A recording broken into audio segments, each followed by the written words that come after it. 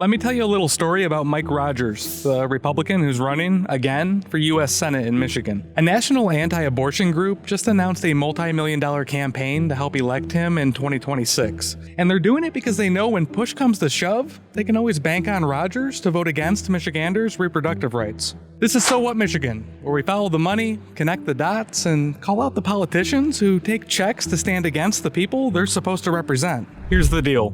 Susan B. Anthony, Pro-Life America, says it's spending $4.5 million to reach 1 million Michigan voters in an effort to help elect Rogers to the U.S. Senate next year. They've done this before. We've done it before, and we can do it again.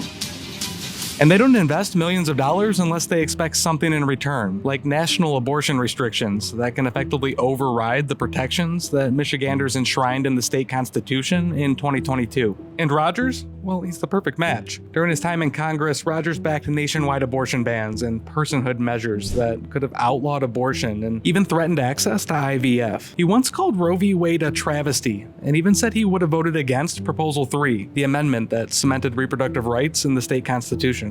Now get ready for the dodge. Rogers likes to say he'll abide by Michigan's constitution in DC, but this anti-abortion group that's dropping $4.5 million to elect him, they literally have a litmus test for their Senate candidates. And it goes like this: back new federal abortion restrictions or lose their support. So what happens if they win? Well, federal restrictions would effectively preempt Michigan's protections for reproductive rights, especially if Congress passes a national ban or life at conception bill that treats embryos like people. That's not hypothetical. Rogers has backed those measures before, and doctors warn those laws could also curb access to IVF and birth control. So what? Well, Michiganders already decided this 3 years ago with Prop 3. But when big money anti-abortion groups flood Michigan with cash, they're not just buying yard signs, they're buying leverage. And Rogers can say whatever polls well this week, but the receipts say otherwise. Decades of support for anti-abortion legislation, with little interest for what Michiganders already decided.